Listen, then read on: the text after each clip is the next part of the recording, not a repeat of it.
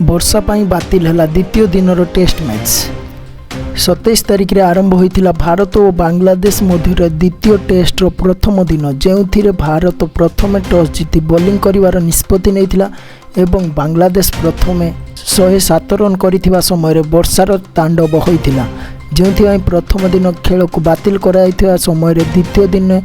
सकाळ ही पाग खराब अनुमान कराइथिला एवं दिन जाक वर्षा हेबा जोगु द्वितीय दिन मध्य